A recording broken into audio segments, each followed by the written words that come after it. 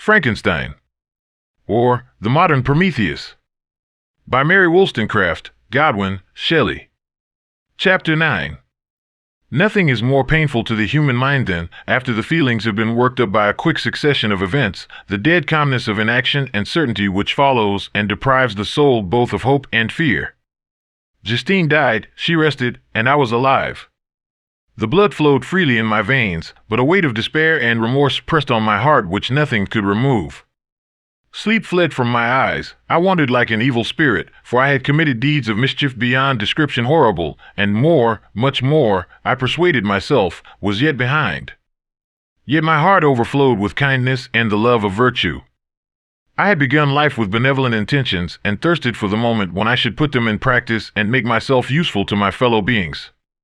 Now all was blasted. Instead of that serenity of conscience which allowed me to look back upon the past with self-satisfaction, and from thence to gather promise of new hopes, I was seized by remorse and the sense of guilt, which hurried me away to a hell of intense tortures such as no language can describe.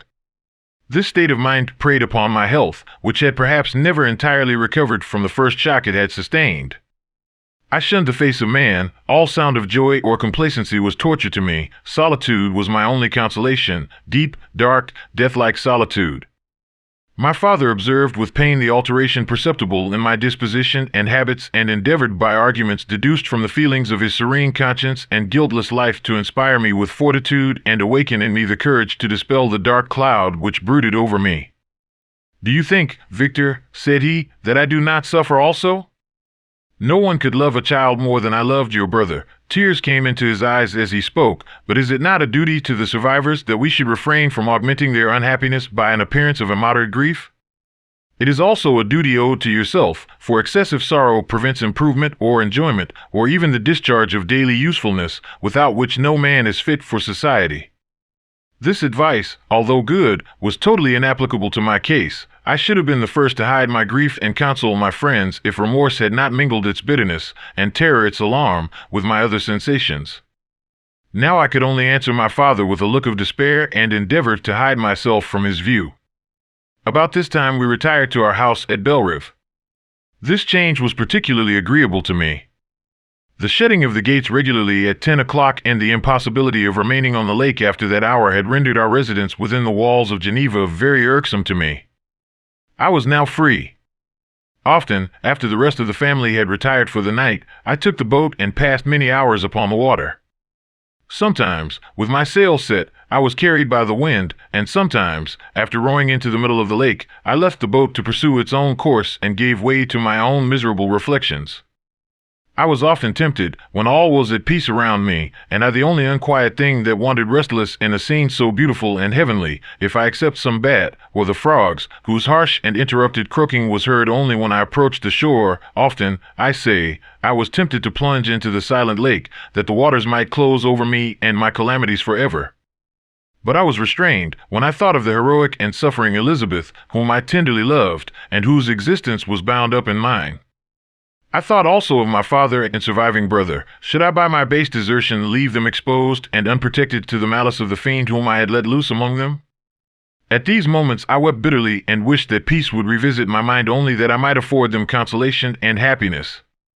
But that could not be. Remorse extinguished every hope. I had been the author of unalterable evils, and I lived in daily fears lest the monster whom I had created should perpetrate some new wickedness.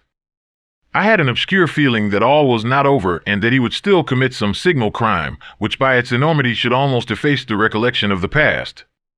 There was always scope for fear so long as anything I loved remained behind. My abhorrence of this fiend cannot be conceived. When I thought of him I gnashed my teeth, my eyes became inflamed, and I ardently wished to extinguish that life which I had so thoughtlessly bestowed.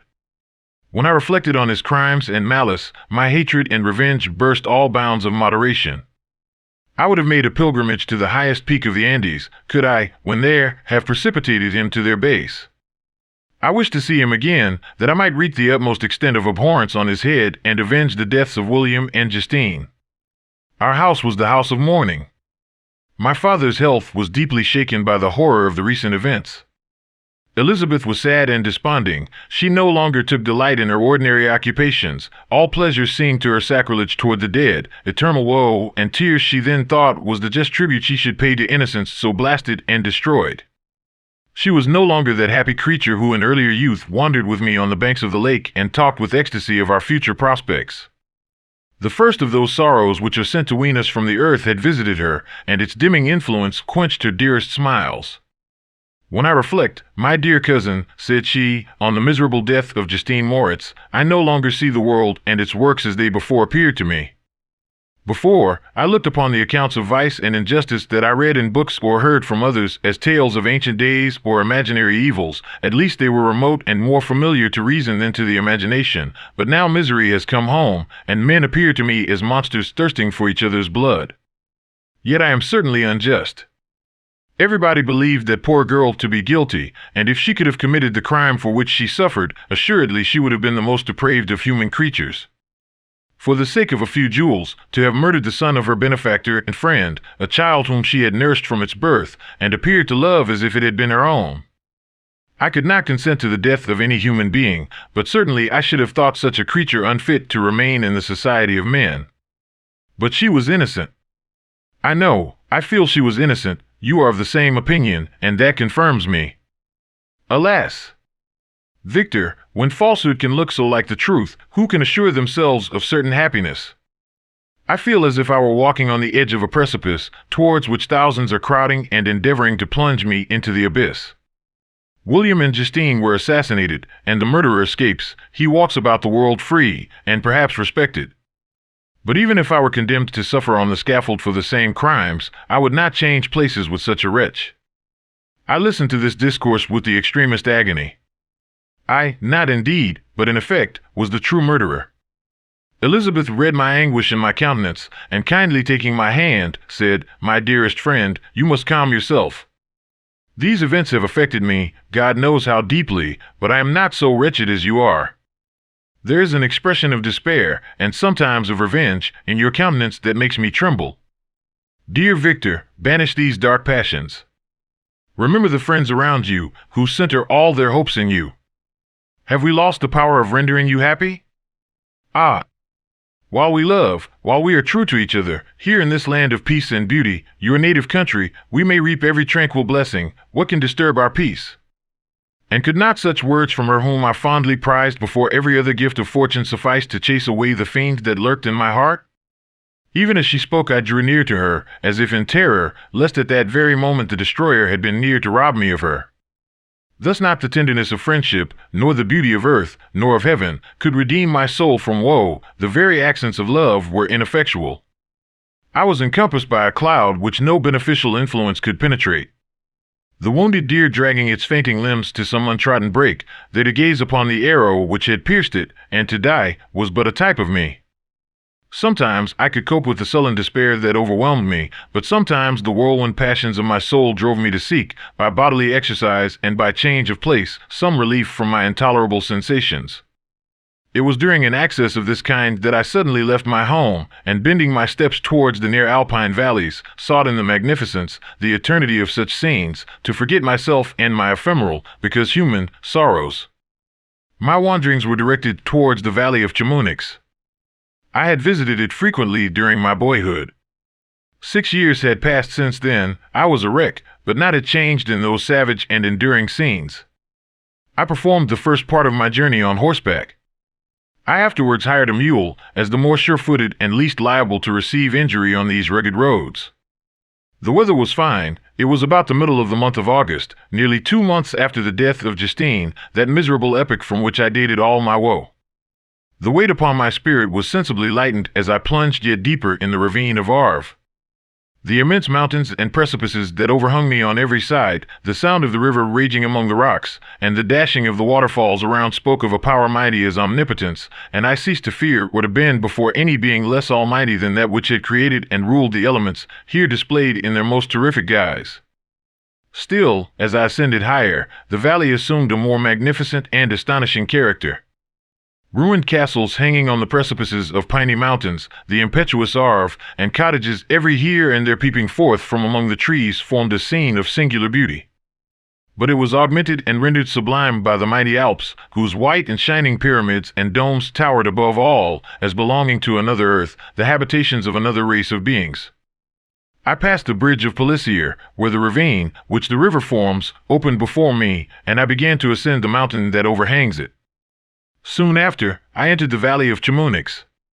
This valley is more wonderful and sublime, but not so beautiful and picturesque as that of Servox, through which I had just passed. The high and snowy mountains were its immediate boundaries, but I saw no more ruined castles and fertile fields. Immense glaciers approached the road. I heard the rumbling thunder of the falling avalanche and marked the smoke of its passage. Mont Blanc, the supreme and magnificent Mont Blanc, raised itself from the surrounding aiguilles, and its tremendous dome overlooked the valley. A tingling, long-lost sense of pleasure often came across me during this journey. Some turn in the road, some new object suddenly perceived and recognized, reminded me of days gone by, and were associated with the light-hearted gaiety of boyhood. The very winds whispered in soothing accents, and maternal nature bade me weep no more. Then again the kindly influence ceased to act. I found myself fettered again to grief and indulging in all the misery of reflection. Then I spurred on my animal, striving so to forget the world, my fears, and more than all, myself, or, in a more desperate fashion, I alighted and threw myself on the grass, weighed down by horror and despair. At length I arrived at the village of Chamonix. Exhaustion succeeded to the extreme fatigue both of body and of mind which I had endured. For a short space of time I remained at the window watching the pallid lightnings that played above Mont Blanc and listening to the rushing of the Arve, which pursued its noisy way beneath. The same lulling sounds acted as a lullaby to my too keen sensations. When I placed my head upon my pillow, sleep crept over me. I felt it as it came and blessed the giver of oblivion.